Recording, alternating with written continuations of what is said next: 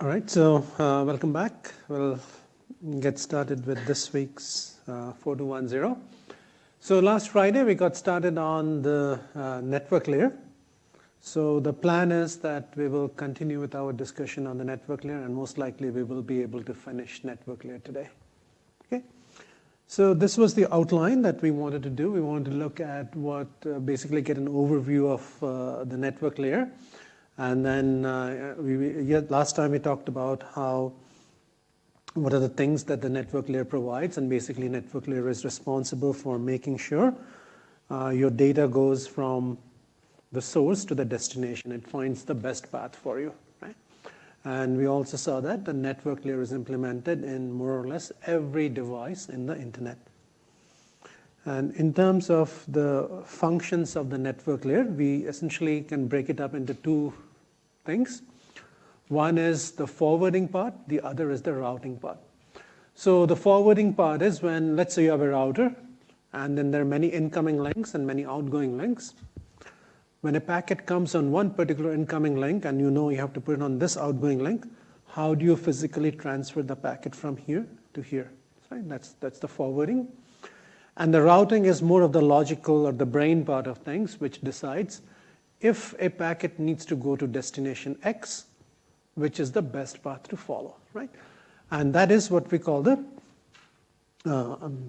let's say, when we broke it up into two parts, the routing part is the control plane, and the forwarding part is what we call the data plane. So it's more of a logical construct, and we just think about it like this. And last time we also saw how the data plane, the part of the forwarding, is always at the router, right? But the control plane, or where we decide on what should be the forwarding table, how we compute the routing, that you can do at the router or in a centralized manner.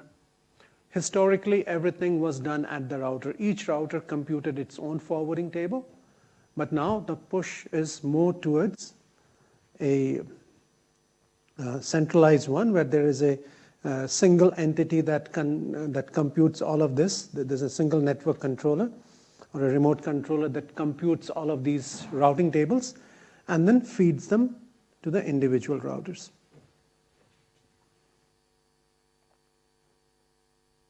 And then we also saw what are the things that a routing layer provides, what kind of services. And essentially the network layer in the internet is best of it. It doesn't provide any guarantees of any kind. It just says we'll try our best, right? So there are no delay, no throughput, no loss guarantees. You just try your luck.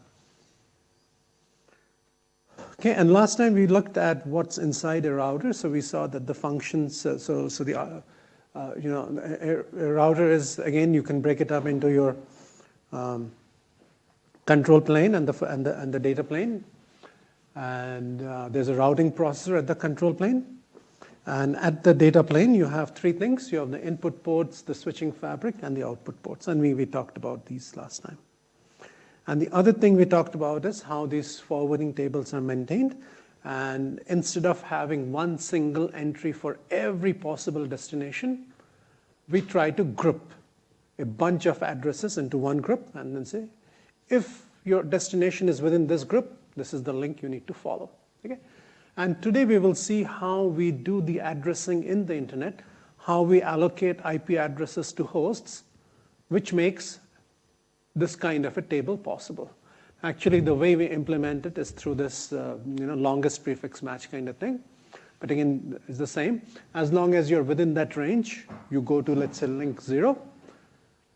But if I do not allocate IP addresses properly, such a table would not be possible. Let's say if I give the first IP address to Singapore and then the next IP address in that range to somewhere in China, they will not go the same path, right? So we will see how that is important. All right. So I think this is where we sort of stopped last time. So let's pick up from there. All right. So now let's look at the network layer in the internet. And if you really look at last time when, in the first couple of lectures when we were talking about the network layer, we said IP is the network layer protocol. In reality, there are more than There are many different things that the network layer needs to do, and there are different protocols that will help you to do that. But the IP protocol basically provides you how we do the addressing, the formats for the addressing. It also provides you how we, packet formats, how packets should be organized, and so on. Then there are other protocols that are also in the network layer, but they do sort of like a supporting role. For example, ICMP, Internet Control Messaging Protocol. This is basically a protocol that routers use to talk to each other. When something goes wrong, then two routers will talk to each other using this. We talked about forming those routing tables, finding the best path. How do we find the best path? There are protocols and algorithms for doing that. So on the top, you see those routing protocols such as RIP, OSPF, BGP. These are protocols for selecting the routes, for populating the routing table. Right? And we will see later today is that when we are calculating these routing tables, we need some information. Let's say I'm a router. I want to calculate the forwarding table. Which is the best path to follow? I need some information from other routers to tell me, how congested their link is, how long their link is, and things like that. So those messages also need to be exchanged. And they're again done through ICMP for signaling between routers. Okay? So ICMP and the routing protocol itself, the actual algorithm for selecting the paths and so on, they are sort of supporting roles.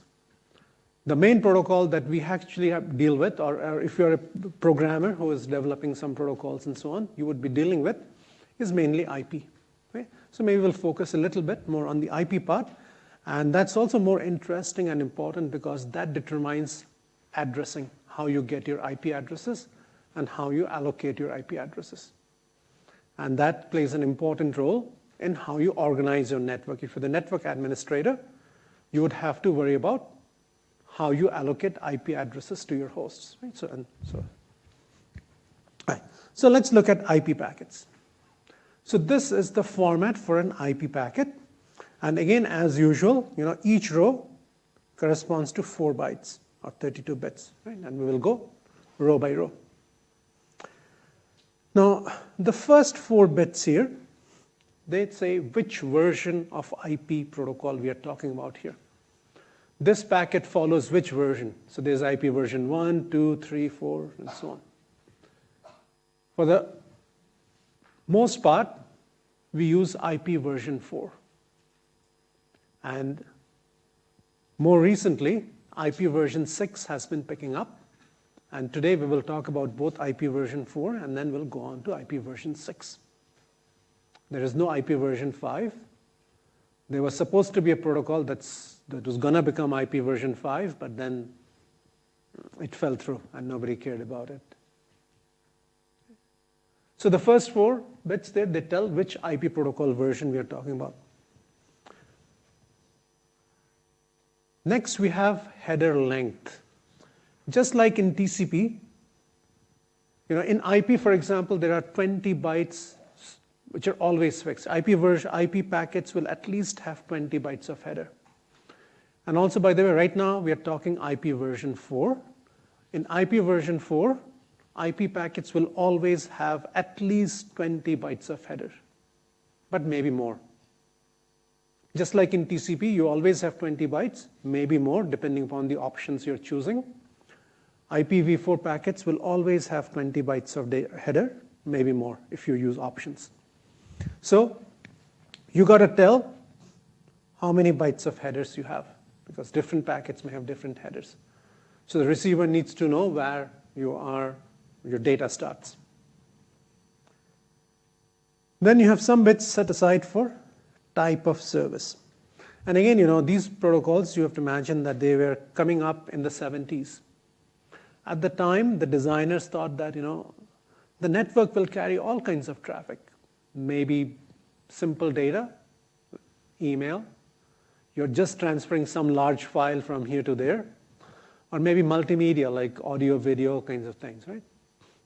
So each one of these may have different requirements from the network, right? One may require no loss. One may require low delay.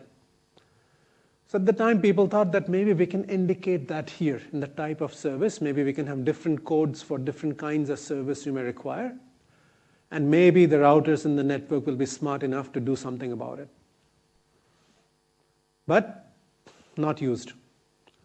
What the network provides in the internet is best of it.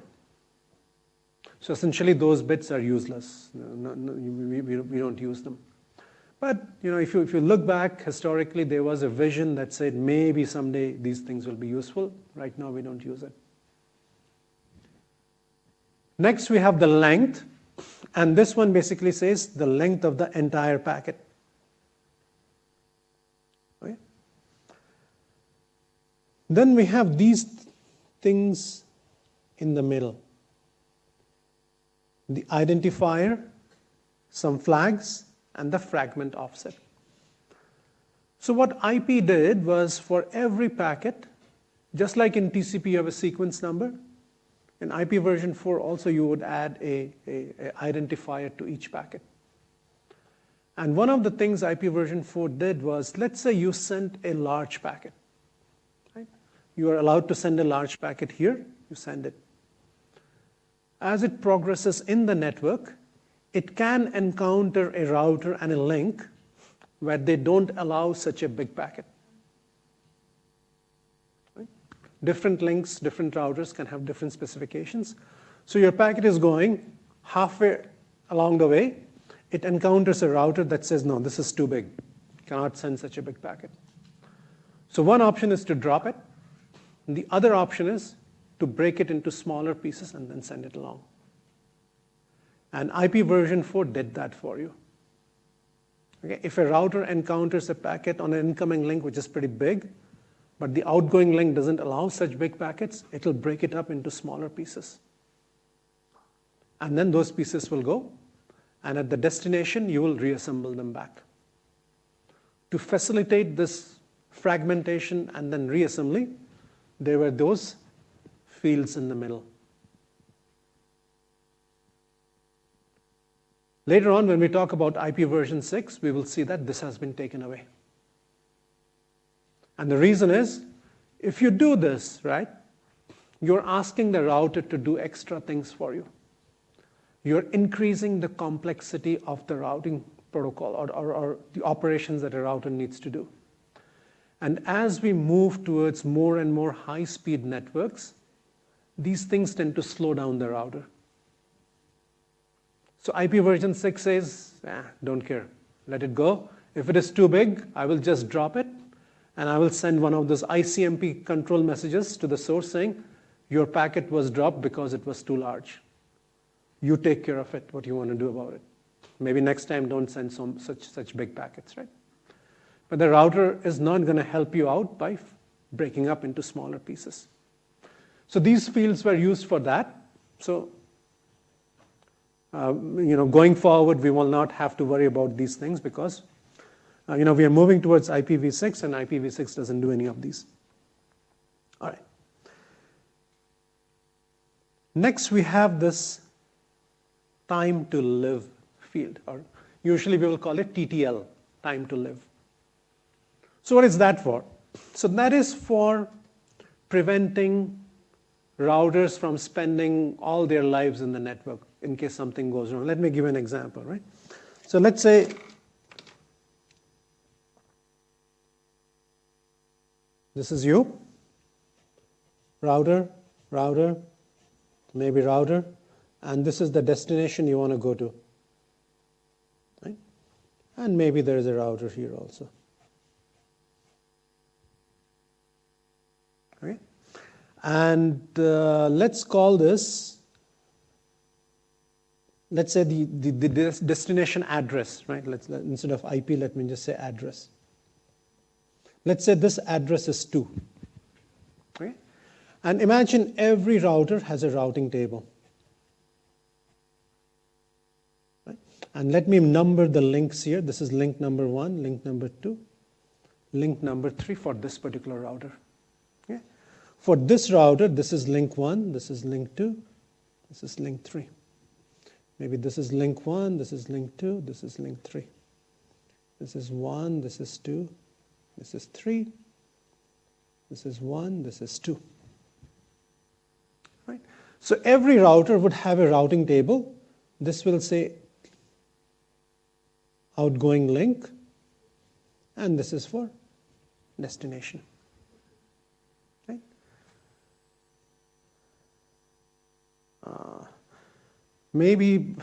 Well, all right. So let's say if the destination is 2 at this particular router, should I send it here? Should I send it here? Should I send it here? Right? There are 3 options. Now, of course, it doesn't make sense to send it on link number 1, right? But this router could either send on link 2 or link 3. So which one will be better? So if I go on link 2, I can go this and then this, 2 hops. But if I go link 3, I have to go at least 3 hops. So here, you say that you should go out on link 2, right? So the routing table would look something like that. Similarly here, if you want to go to 2, let's say you go to link number 2, right? Here, if you want to go to 2, there's no point sending this way, there's no point sending this way. We should always send to 2. Right? And similarly here, if you want to go to 2, we should always send you out on link number 2. And then here, if you want to go to 2, I should send you out on link number 3. Right? So the routing table would look something like this in each router.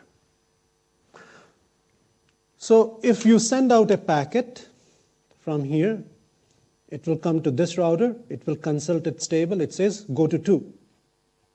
So it will send it out on this link. Your packet will reach this router, it will consult the routing table and says, oh, you need to go out on link number 2. It will go here. It will reach this packet, this router, it will consult its table, and so you need to go out on link number 3. So that's the normal operation. Right? In the old days, humans configured these tables. Right? And sometimes you can automate also. But whether it's the humans doing it or it's your code doing it, sometimes there can be errors. You can make mistakes. And imagine you made a mistake, and instead of 3 here, you put 2. Right? Then what will happen? Instead of sending it here, it's going to send it here. Once it reaches this router, it says, oh, I got a packet that wants to go to destination 2. Where should I send? On link number 2. So it's going to send it back on this link on the side. This router will get the packet, says, where do you want to go? 2. Where? Out on link number 2. So it's again going to send it back here. Right? So packet is going to ding dong like this. Forever. And in the old days, in the 70s, there are many examples of packets, spending years or months in the internet and not reaching, basically zombie packets in some sense. Right? They're just circulating around in the network, never reaching their destination. So ideally, we don't want that to happen. Even if maybe I have made a mistake in my routing table, and because of which I have made out a loop, still I don't want my packets to spend eternity in the network. That's where that TTL field comes in. And what TTL says is, when the source sends out the packet, there's this TTL, right? Time to live field. Put up a number. Any number you think it's right. Let's say I put 20. Right? It reaches this router. And the idea is every time you go out of a router, this number will be decremented by 1. So it will reach, when this router sends it out, it changes TTL to 1. When this guy sends it out, it decrements by 1, becomes 18. And if everything was going on okay, right, it will go out on this link as 17. And it will reach the destination, everything is good. But imagine the mistake where things are going around, right? So first time it goes out here, TTL will become 17. When this router returns it, TTL becomes 16. When this packet is returned back, TTL becomes 15, and so on, right? At some point, I don't know which one, but let's say it reaches here with a TTL of 1. Now this packet is going to return it back, so it decrements the TTL by 1, it becomes 0. And the protocol says, if the TTL is 0, you just drop the packet. You don't need to send it any forward. Okay? So in a way, in this particular example, I'm sorry, this is a bit too small. I should make it bigger. So what it means is that in this particular choice of TTL, I can traverse at most 20 hops. After that, the network is going to throw out my packet. So in that sense, when you send out a packet in the network, you have to make some educated guess, saying, what is the maximum number of hops that I would encounter? Maybe add some safety margin, add 10 to it or whatever, and then send it out. Most of the time in the internet, we will have TTL values of about 30, 35, something like that. Usually we don't need more than 30, 35 hops. But this TTL field ensures that packets do not stick around in the network forever. Questions? Yeah.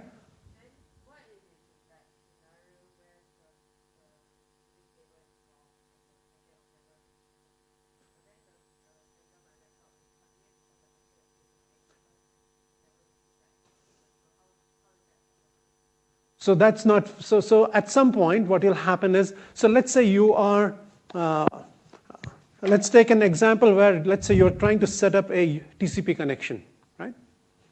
So you send your SYN packet. In this case, it will ding dong 20 times, dropped. You don't get an acknowledgement.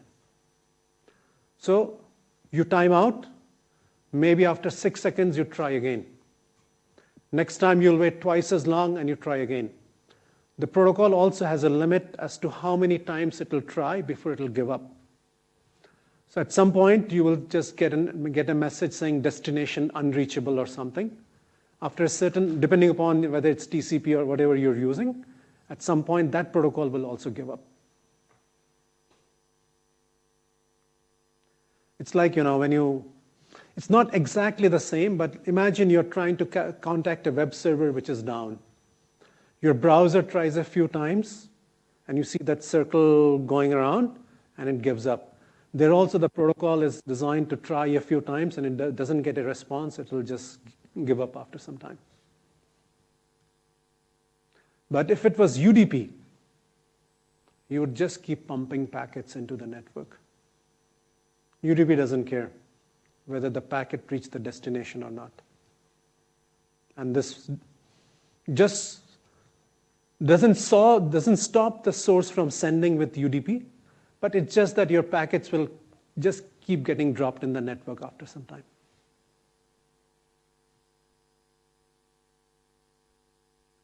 Any other questions?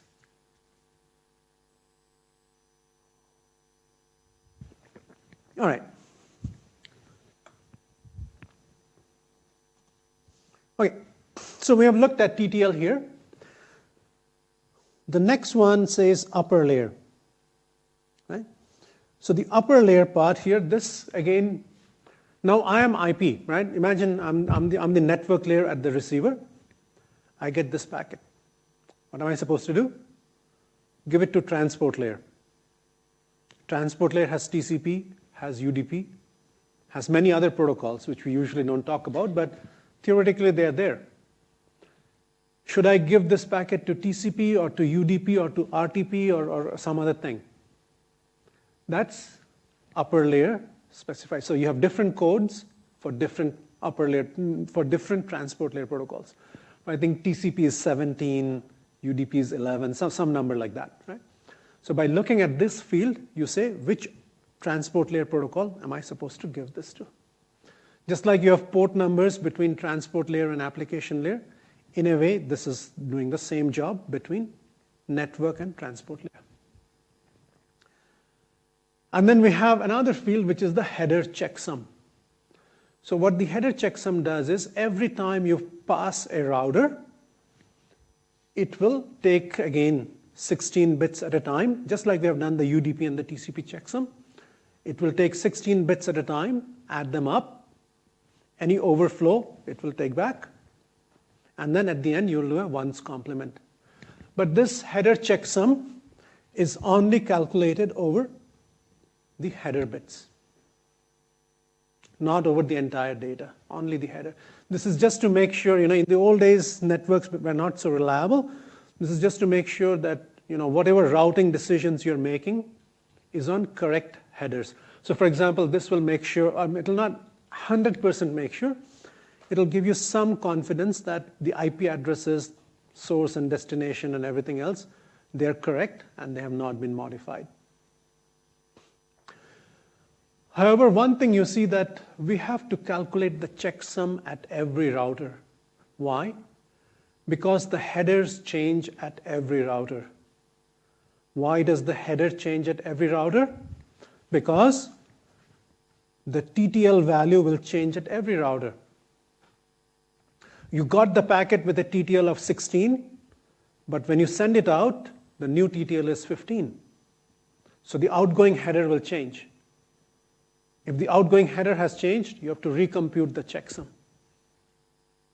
Again, what this means is your router is doing some things for you. Right? In IPv4, every time a packet comes, you decrement TTL, and then you do the checksum again. Again, in high-speed routers, that's an overhead.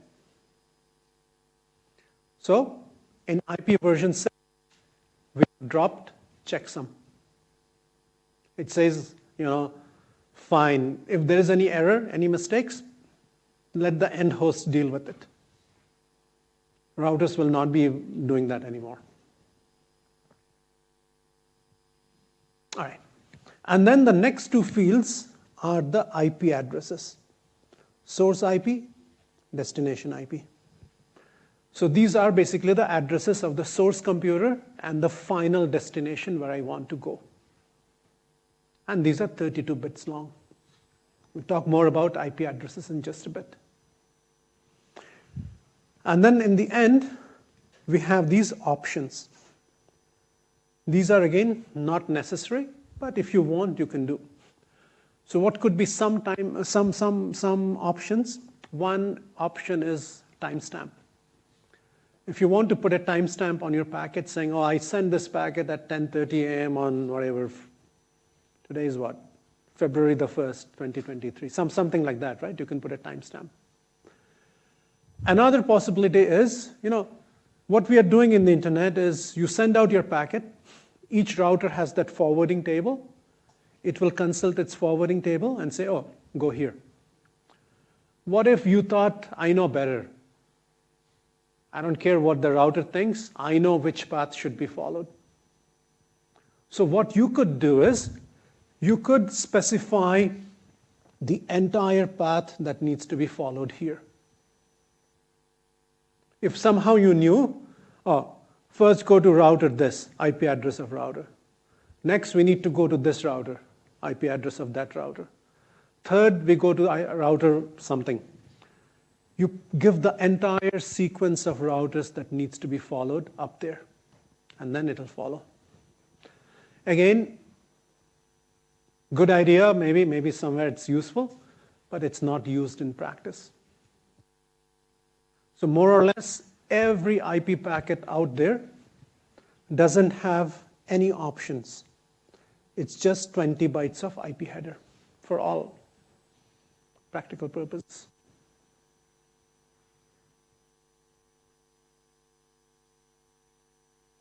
Okay.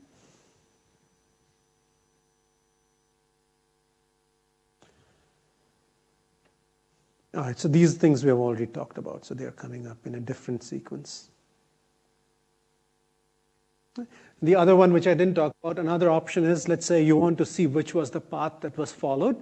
You could ask each router to add its IP address to the list, so at the end you will know which path was followed. So this is again another option. So anyway, so these are different possibilities. So if you look at how much overhead we are adding at each layer, so TCP at least adds 20 bytes, maybe more, but usually just 20 bytes. And then we also have 20 bytes at the IP. So most packets in the internet are actually TCP based, and then they use IP.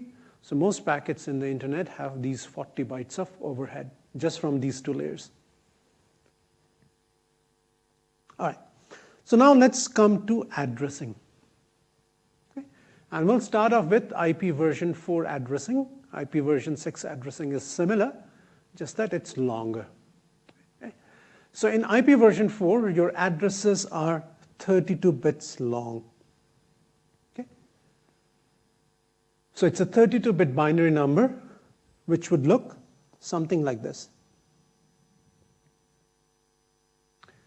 Now for us humans, again, network operators who are humans, we can't remember a 32-bit binary number. It's very difficult. So to make it easier for humans to remember these IP addresses, the convention is you group 8 bits at a time. Right? So this 32-bit IP address can be broken up into 4 8-bit pieces. And then I convert each one of those 8 bits into a decimal equivalent. Right? So in this example, the first 8 bits convert to 223. This converts to just 1, this is 1, this is 1. And then we will put a dot in between. And the way I will pronounce this or speak this is 223.1.1.1. That will be the IP address. But what it really means is that there's this 32-bit binary number. That's fine. One important thing for us to remember is that, usually when we say this is my IP address, this is the IP address of my computer, it's technically not exactly correct. Because the IP address is not assigned to the computer, it's actually assigned to the interface. So imagine this guy here, right? This phone. Let's say I have my 4G on this, I have my Wi-Fi on, I have my Bluetooth on. In that sense, I have 3 network interfaces on this machine right now. If you think of my laptop, it has Wi-Fi on, and imagine that I've also connected to Ethernet. So then I have 2 network interfaces, 2 separate network interfaces. Interfaces are basically your connections to the internet, right? To the network. The IP address belongs to the interface. So my laptop with Ethernet has one IP address. For the Wi-Fi, it has a different IP address. So that laptop has 2 IP addresses. This guy, Bluetooth, Wi-Fi, cellular, 3 IP addresses, each for each one of those interfaces. If you think of a router, right? So Friday when we were talking about routers, we said many incoming links, many outgoing links. Each one of them is an interface. Each one of them will have its own IP address. So a single router with 10 links will have 10 different IP addresses. Okay? So that's something you want to remember. So the IP addresses are for every interface. And the interface is the connection between any host or router and the physical link, which could be wired or wireless or optical or whatever. Right? And a router would typically have multiple, usually. By definition, a router takes something from one link, puts on another link. So it should at least have 2. And most hosts these days, they can also have more than one interface. All right. Now, how we actually connect the interfaces, we will talk about this in more detail when we talk about the link layer or the data link layer next time. But then, you understand that depending upon what kind of link you're using, you would have a different interface. And if it is Wi-Fi, I would first connect to a Wi-Fi access point. If I'm using Ethernet, I would first connect to an Ethernet switch. Right? Again, one thing I want to mention here is that your Ethernet switch and your Wi-Fi access point, they are not routers.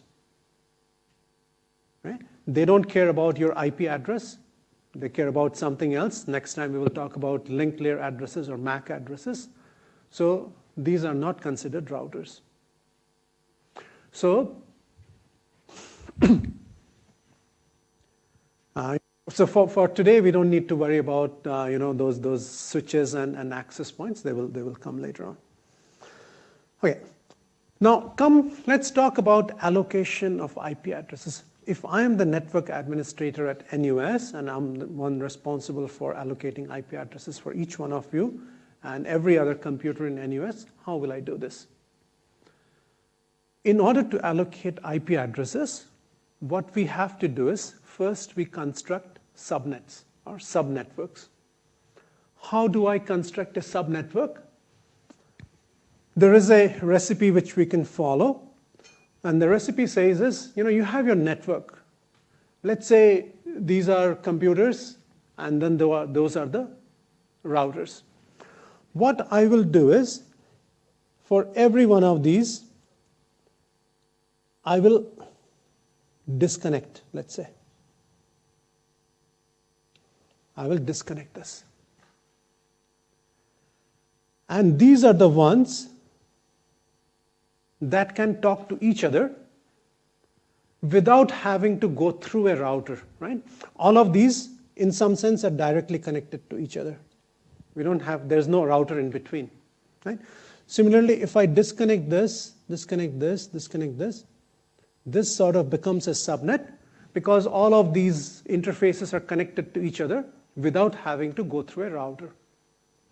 Similarly, if I disconnect here, and I disconnect here, and I disconnect here, I can form a subnet where I imagine everybody here is directly connected and there is no router in between.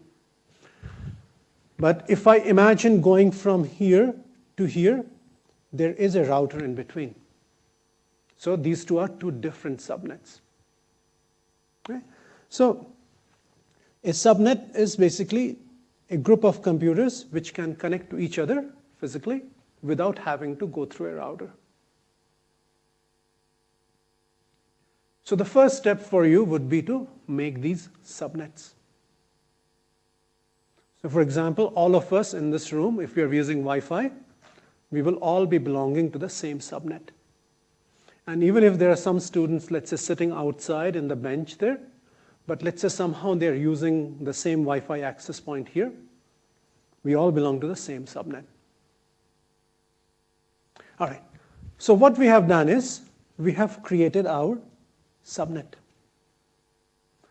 Now, we have 32 bits of IP address. Right? The convention that we have to follow is the first certain number of bits for every interface in the subnet will be the same. Every computer in a subnet or every interface in a subnet, the first certain number of bits will be the same. How many should be that? In this example, it says the first 24 bits of IP address for every one of these will be the same. So basically, 223.1.1.1 will be the same for every computer. And the last 8 bits will be different. So for the first interface here, it's 1, here it's 2, here it's 3, here it's 4. Why did I say 24 and not 22 or 16 or something? It depends on you. I'm saying first 24 bits are the same, so you only have 8 bits to distinguish between individual interfaces. So with 8 bits, how many computers can you have? 2 to the 8, which is 256, right? Right? So which basically says in this subnet, you can have at most 64 computers.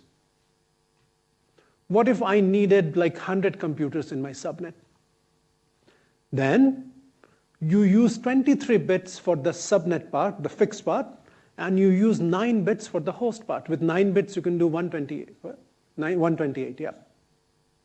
No. What am I talking about? I made a mistake, right? 512. Let's say in this particular subnet, you needed 300 computers. Then 8 bits is not enough. Then you use 9 bits and you can do 512. Thanks. What if, this is even bigger? Let's say it's a lecture theater, like EA, where you have L7 and LT7 and LT7A. There maybe you need to use 10 bits for your host and 22 bits for your subnet part of things. So that's the flexibility you have as a network administrator. Based on your requirements, you can draw the line wherever you want. So what really happens is when NUS wants to allocate these IP addresses, it will go to, let's say, Singtel or StarHub, whoever our provider is, and it'll ask, give me a block of IP addresses. And these are all continuous. It's not like you will get 223.1.1.1 and then 128.73.6, something like that. You will get a whole continuous block of IP addresses.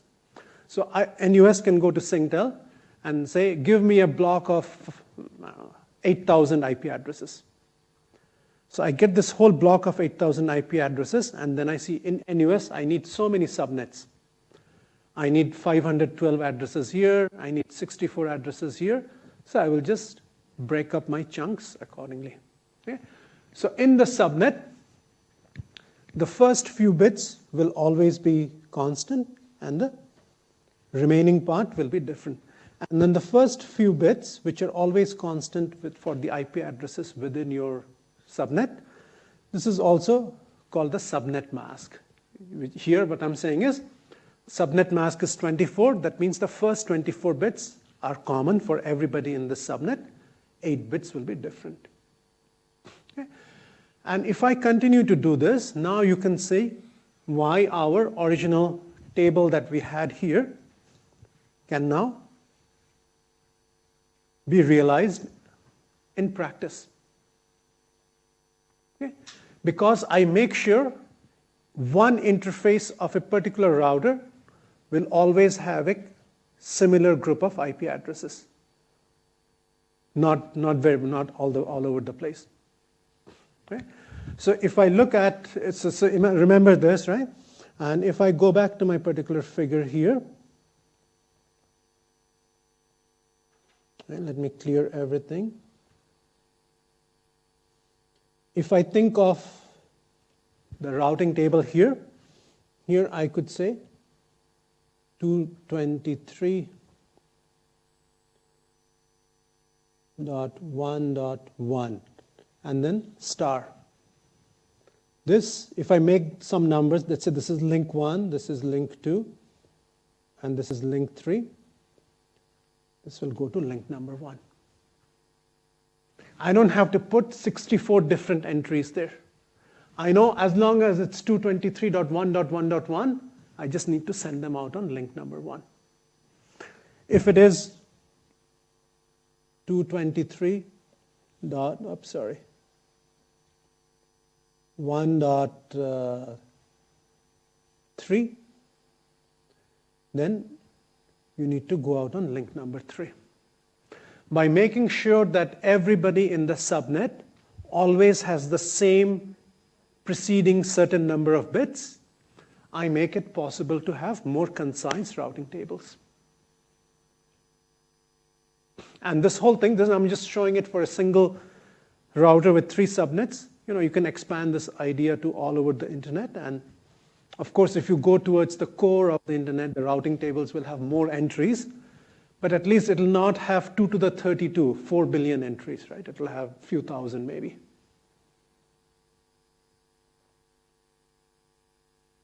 Questions? Yeah. Mm.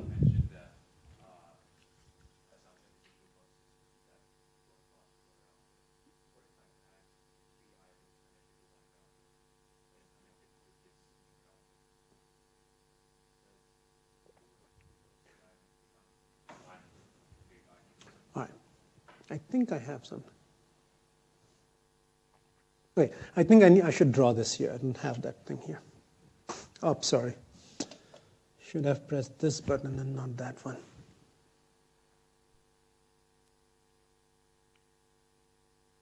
Come on. Yeah. Okay, so if I understand you right, okay, please correct me if I don't get you right. So let's say I have a router here. Okay? And then this is a subnet.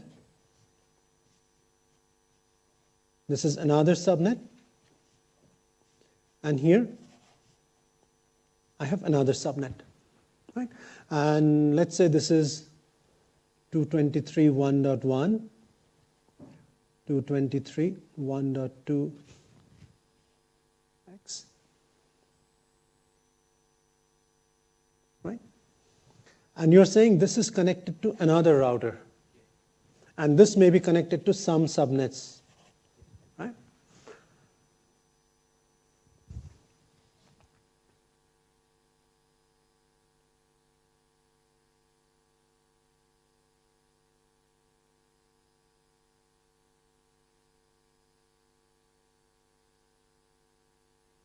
Something like this. The question is, what about these guys? Here I disconnected these links and I came up with this as a subnet. When I talk about this link that's connecting these two routers, again, disconnect, disconnect. These two guys are directly talking to each other. This is its own subnet, which is different from all the other subnets. Okay? So here you may have to give addresses like 223.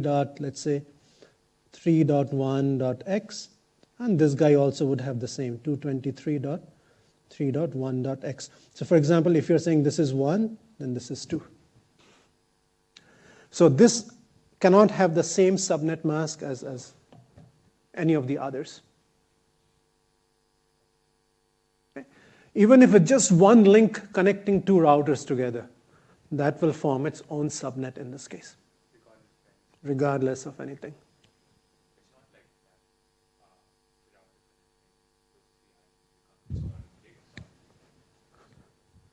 Sorry? To my left. This guy? Oh, you are saying something like this? No.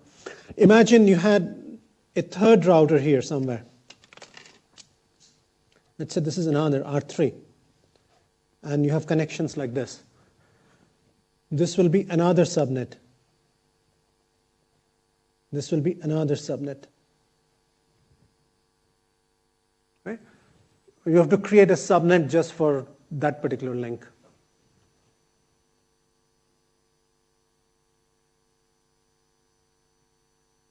Other questions?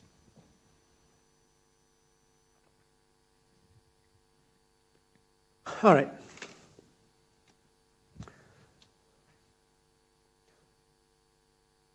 Okay, so now that's fine. So we have understood that when we are allocating these IP addresses, we need to make subnets.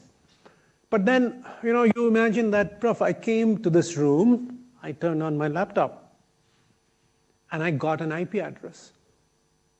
Nobody came from IT to type in an IP address for me. Somehow my computer figured out what subnet it was on and what IP address it was, right? And since we are talking subnets like this, let's say your next class is in Newtown. Most likely you're not on the same subnet in NUS. But when you shut down your laptop, you go to Newtown, you open it, you get a new IP address and a new subnet. So how does that happen? And that happens through this protocol called DHCP. Back in the old days, which means when I was a student, we would hard code you get a system administrator or if you're an old enough PhD student in the lab, you are the system administrator, so I would go and code IP addresses hard-coded. But now, what we get is dynamic. You don't have to do anything. It's plug and play. You open, you automatically get your IP address through this protocol called DHCP, which is Dynamic Host Configuration Protocol. To enable hosts to get their IP addresses automatically, what the network has to do is it has to run these DHCP servers. And then when I open my computer, I somehow contact this DHCP server, and then the DHCP server gives me the IP address. Okay? So let's look at how DHCP operates and get the thing. And whole goal here is that it allows users to automatically get IP addresses. And the good thing is that it's very easy. You don't need a network administrator to run around. And imagine a very dynamic environment like a university, right? You guys are here. You're using the IP addresses that belong to this subnet. But as soon as you leave, we should be able to reuse that subnet and use that IP address and give it to somebody else, right? So reusing and these things become much more easier and supports mobile users and so on. And in order to get this, the interaction with the DHCP server usually follows 4 steps. Okay? So let's look at these 4 steps in a little bit more detail. And this is how a typical scenario would look like. Usually, each subnet will have its own DHCP server. And the DHCP server maintains a list of all the IP addresses that are available within that subnet. In this case, there will be 2 to the 8, 256. There are some special things which you cannot use. But roughly 256 IP addresses available in this subnet. DHCP server keeps track. Have I allocated this IP address to anybody? Which are the available IP addresses right now? So if a new guy comes in and asks for an IP address, it can see what are the ones that are currently available and offer one of them, right?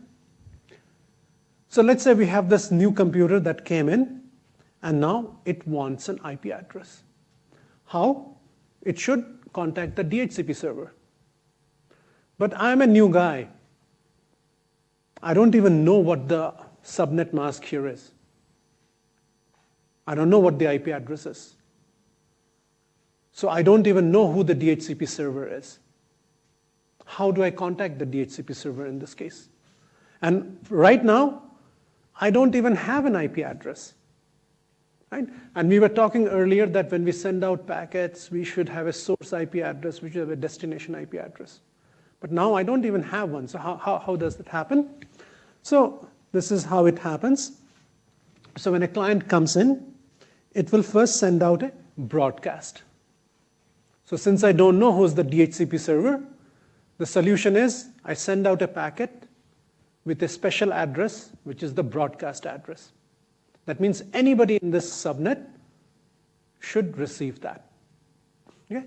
And the broadcast address here is when you send out an IP address, the destination, all ones, 255, 255, 255, 255. That means all the 32 bits are all ones. That's a broadcast IP address. Okay? So I send out a packet in the network with this IP address as the destination. And my IP address, I don't have one. So I use all zeros. So these all zeros and all ones are 2 special IP addresses. All zeros means, this IP address is basically I don't have an IP address. And all ones is broadcast. And then the number there, 68 and 67 that you see, they are the port numbers. So DHCP server, just like the HTTP server runs on port number 80, DHCP server runs on port number 67, and a DHCP client runs on port number 68. All right. And what I say is, my address is, I don't have an address, it's 0. Okay? So when I broadcast this, basically it tells any DHCP server who is listening on, right? So you have to be listening on port number 67. My computer, it will get this packet too, right? So if you turn on your phone and you broadcast now, I'm on the network, my laptop is going to get it. My link layer will get it, give it to network.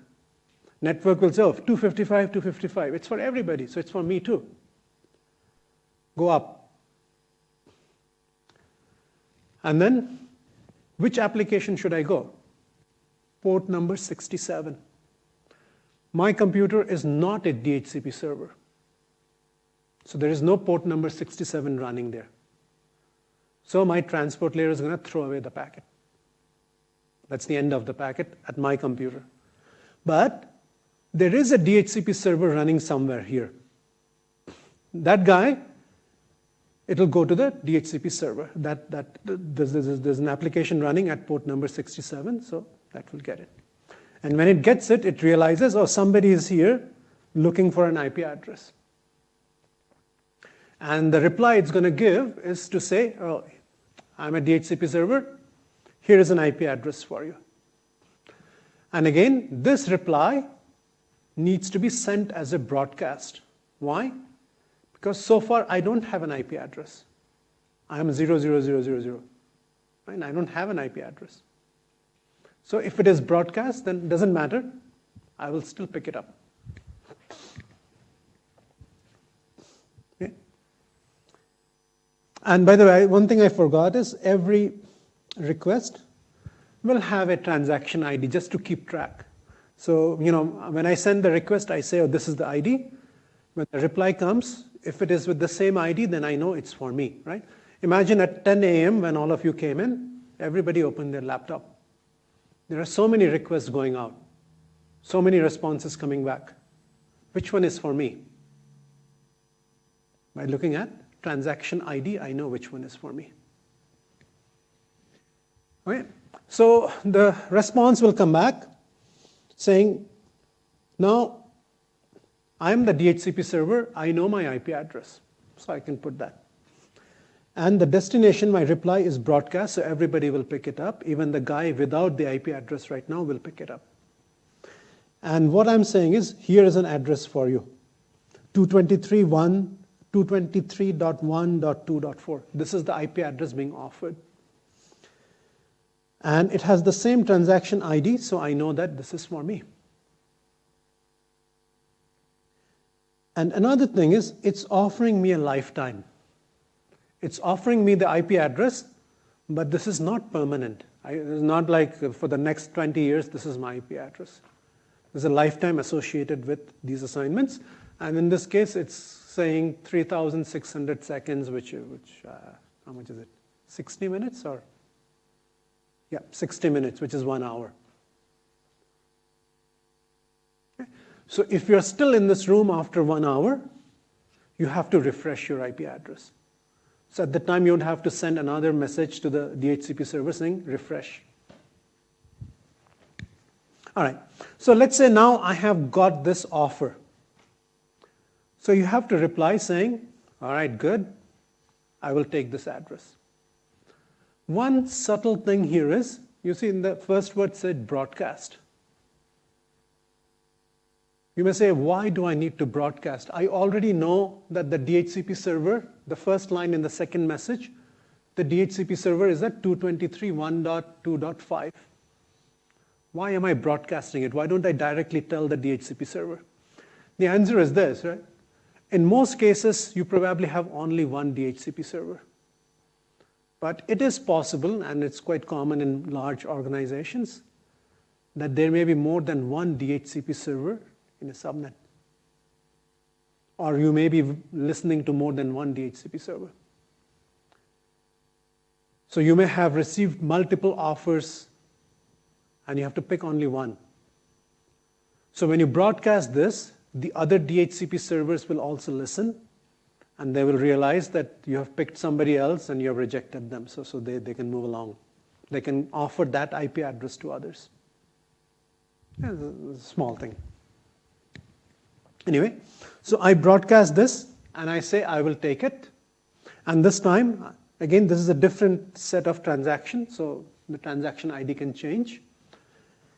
And so far, what you are telling is, you have offered me something I'm willing to take. But it's not yours yet. So your source is still 0. I offered you something, you say, fine, I will take it. And then, once I send the confirmation, then you have your IP address. Okay? And this is also broadcast because you're still 000, so I broadcast it so you get it. But once you get this acknowledgement, now this is your IP address confirmed. At this point, you can start using this as your IP address.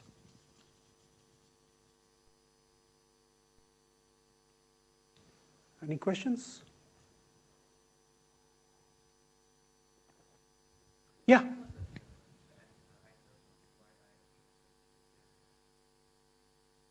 Your IP address, YIADDR. I think that's the abbreviation it came from.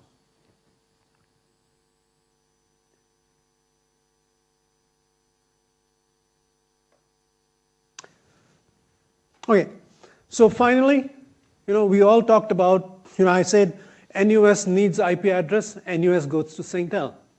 Singtel gives us our block of IP addresses. Who gives Singtel that block of IP addresses, right?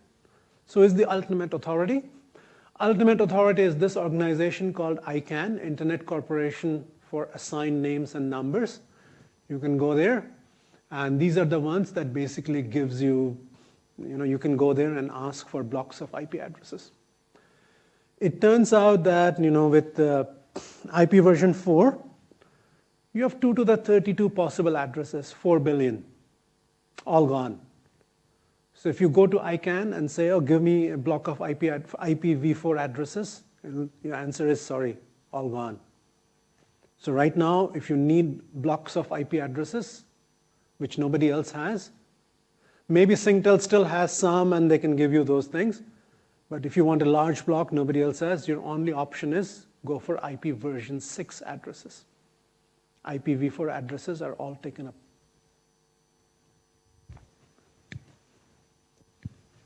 Right, so that sort of brings us to IPv6. If all the addresses are gone, then what do we do?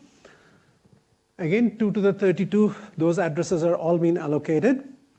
And people realized that we're going to run out of these addresses at some point. Back in the 90s and 80s, we realized that.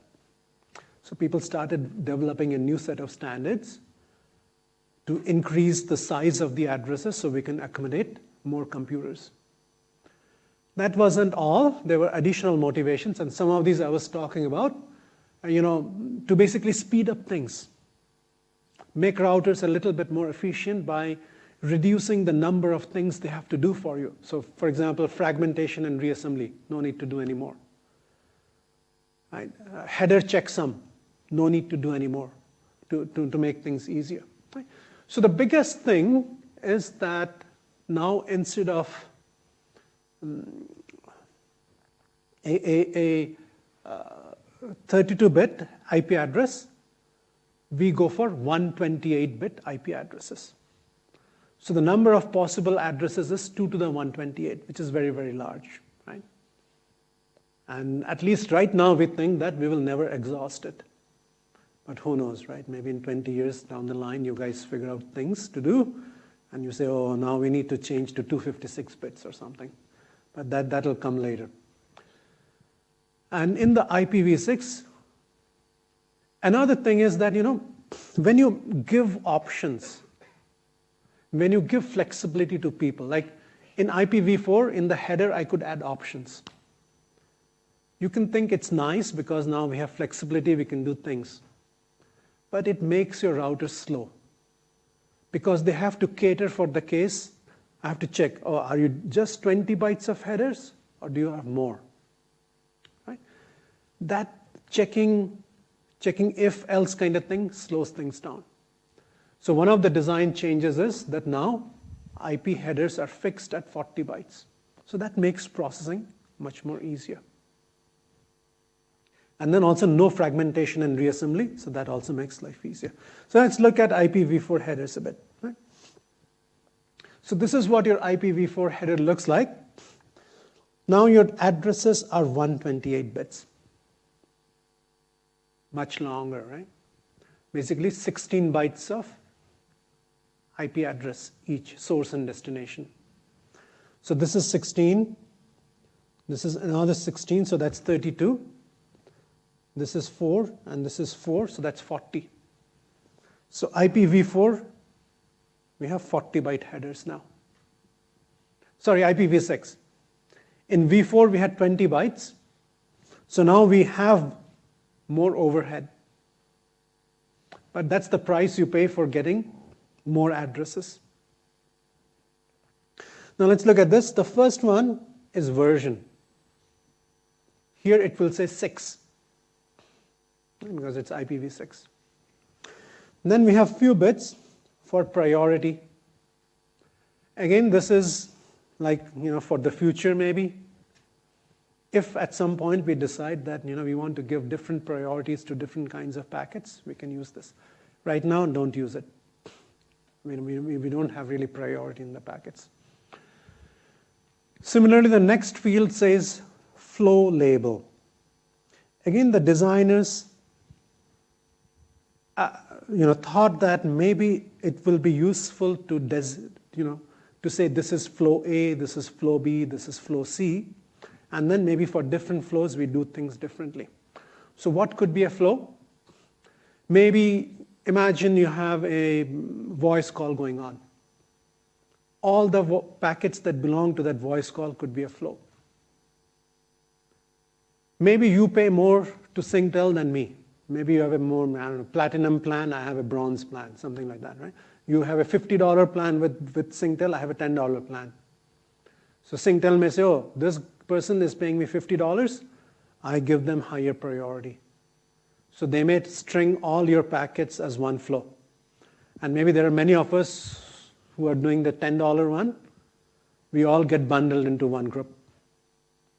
So these are all different concepts of flows. But then the standard doesn't say how you define a flow. So these are all still open and again, not used. Maybe in the future we'll be using them. So while it allows for different flows to be marked, how we designate something as a flow doesn't say. That'll happen someday, hopefully. All right? Then the next few things, this says how many bytes of data we have, and the length of the payload. We don't need to say what is the length of the header anymore because it's always 40 bytes. Then we have these bits for the next header. This basically does the job of upper layer protocol. Is it going to go to TCP or UDP? Or something else? That we designate here. Next we have hop limit. Same as TTL, time to live, exactly the same. Just to make sure that you decrement it by 1 every time it passes a router, and this makes sure that packets don't hang around forever. All right. Now previously we had options. Now we don't have that, right? But that's not exactly true. They still, buckle down and say, fine, we allow you some option. But if you do that, what you have to do is, you have to change let me erase everything so it's easier. Instead of saying TCP or UDP here, you put a different code. And that code will say, you're going to look here for some extra things.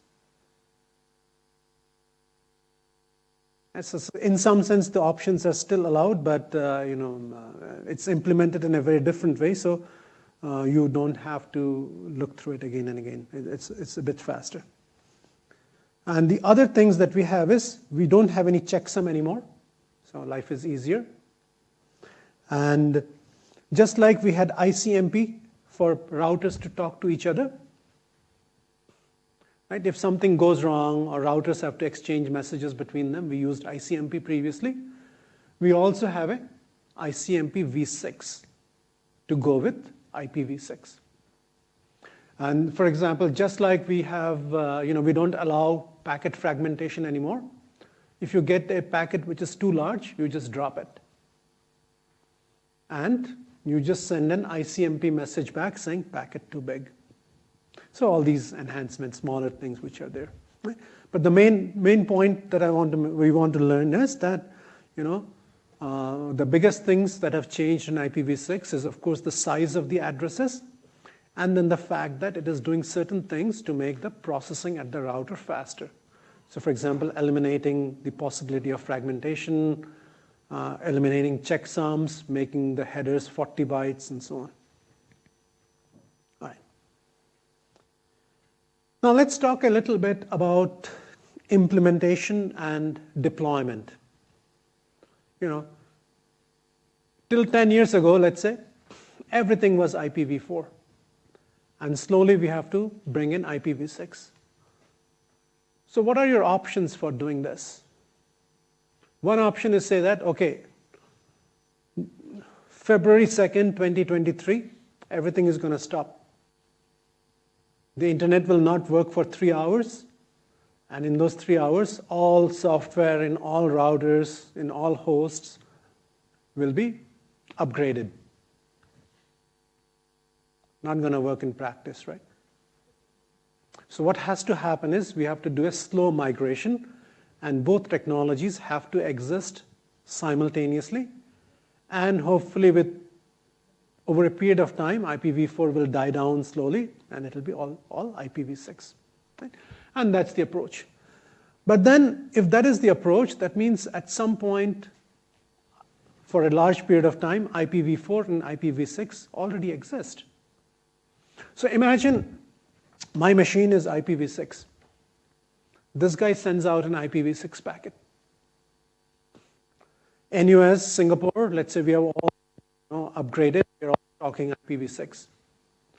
So NUS routers can handle IPv6 packets. Singtel can handle IPv6 packets. But then it goes to some place where, let's say they have not upgraded it. Now it encounters a router which only speaks IPv4. Then it cannot handle your packet. So how do we address that? And the common way of addressing that is through something called tunneling. So let's say we have IPv6 routers on one side. Let's say the beginning routers speak IPv6, then you encounter some IPv4, then again we have IPv6 in the end. So essentially what we will do is, we will create a tunnel here, and we will hide the IPv6 packets from them. To these routers, we will present something that will look just like IPv4. Yeah? So I'm going to create a tunnel between them. How do we do that? The last IPv6 speaking router. This is the last IPv6 speaking router. This guy gets an IPv6 packet. It's going to take that, and it's going to use that, and it's going to create a new packet, which is IPv4 header. And this entire IPv6 part will become the data of that IPv4 packet. Yeah? So that is what is being illustrated here. Let's say I got this IPv6 packet. Now I'm the last IPv6 speaking router. I know the next guy is IPv4. So I will take this IPv6 packet and use this as the payload or the data for an IPv4 packet. So I will create an IPv4 packet. So these will all be IPv4 headers. What will be the source address? Source address will be here. What will be the destination? Destination will be here. So between B and E, it will go as an IPv4 packet. When the packet reaches E, by looking at some fields in the header, it will realize it's an encapsulated packet. It's going to strip away the IPv4 part And on this side, it will only send the IPv6 part of the data. Okay. If I were to draw it out for some of you, maybe easier to visualize. So let's say this is what I had. This was A. This speaks 6. This is B. This speaks 6. And then the C, this speaks 4. D, this speaks 4. E speaks 6. F also speaks 6, right? So what we are getting here is, this is a V6 packet. Once it comes to this particular router, it takes the V6 packet, but uses this as a payload and adds V4 headers to it. Then sends it out. Sends it out. These guys are okay with it because they see V4. Packet comes to router E. What router E will then do is, it will take out the V4 part and only keep the V6 part. It will strip out the extra V4 part. And then it will send out this stripped down version of the packet into the network. Okay. So while it is traversing the V4 part of the network, it uses the tunneling version, the whole encapsulated packet, and then goes out.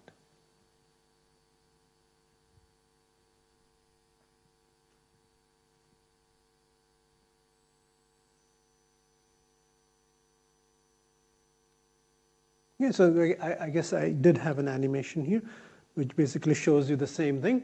So here it says some flow, and the source is A, and the destination is F.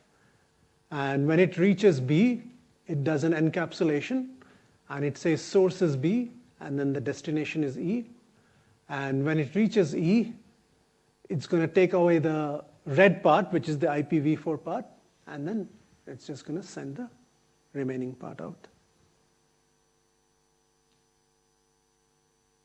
Any questions?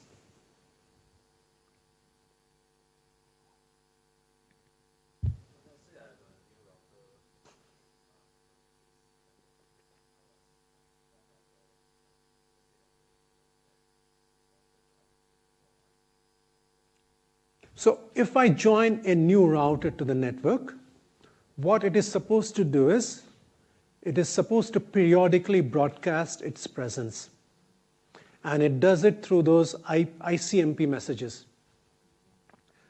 If I'm a router, I also need to tell my neighbors that I'm alive, right?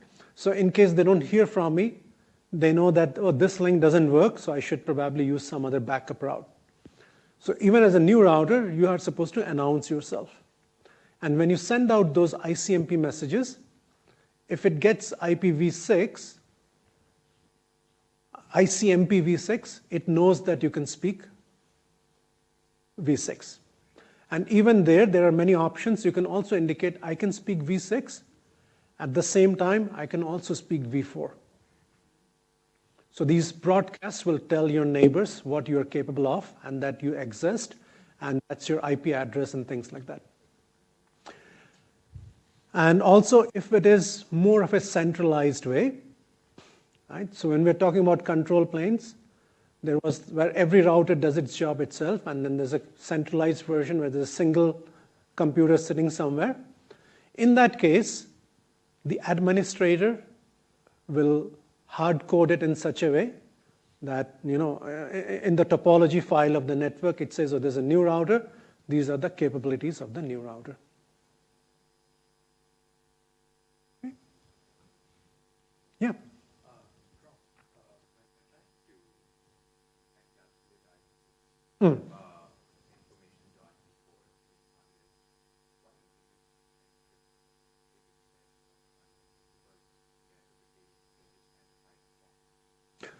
No, it's not a question of hiding the format.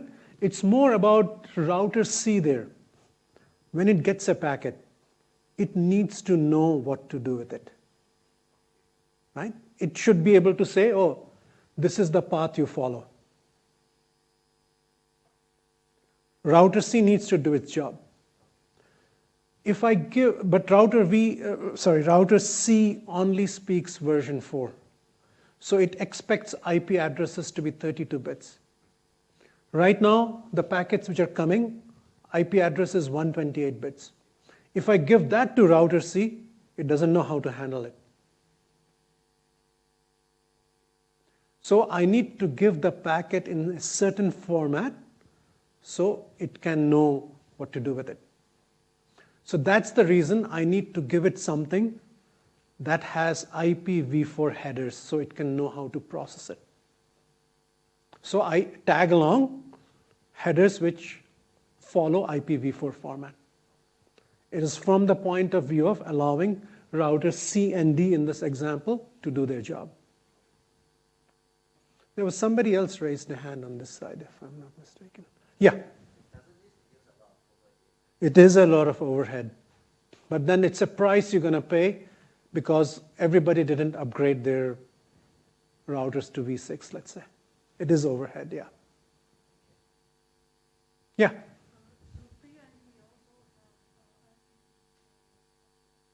Yes, they also have IPv4 addresses. So on this, so the link that is connecting, so again, you remember we were talking about addresses belonging to interfaces. So this particular interface will have V6 addresses, and actually an interface, since we are transitioning, can have a V6 as well as a V4 address. Okay? And this side will only have a V4 address because it's connected to somebody who only talks V4.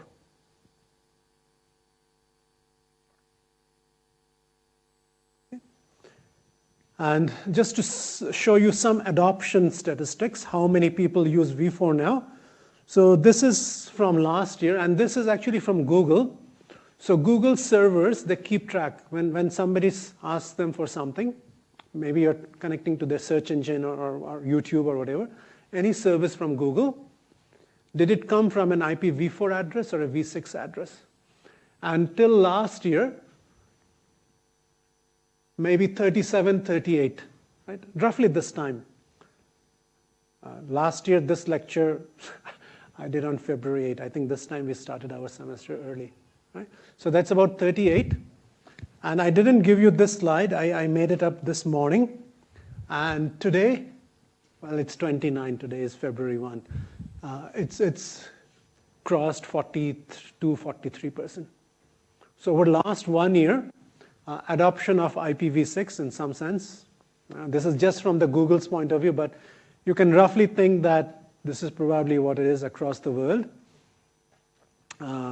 It's a bit more now. From 38, it has gone to 43. Another point is that, countries that adopted the internet early on, they are still more or less using IPv4. Or a larger fraction of people use IPv4 there because they already had it. But countries where the internet became popular more recently, and let's say India, China, the fraction of hosts using IPv6 there is much larger. Right? And if you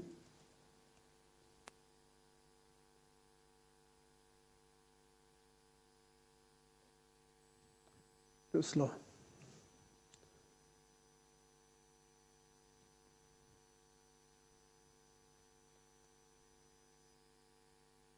Right, so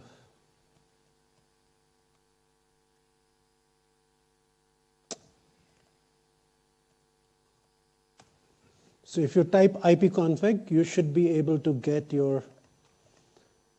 So if you look at my wireless here, currently I'm only on Wi-Fi. I have a IP address here, and you can see from this subnet mask. This is our subnet mask here.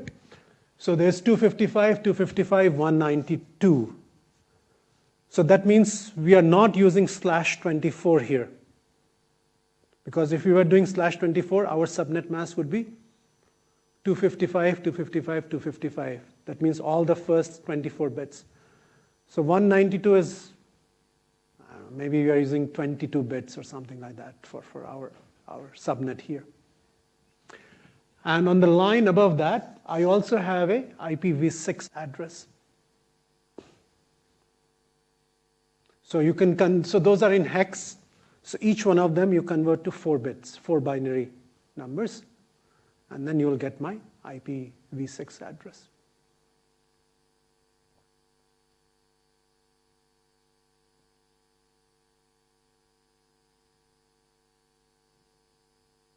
Okay. All right, I think it's a good time for us to stop here. I thought we will do more, but anyway, it's okay, not a problem. So when we come back Friday, we will finish off the remaining part of this network layer, and then we'll probably maybe do some tutorial and also do something from the link layer, hopefully. Okay? See you guys on Friday.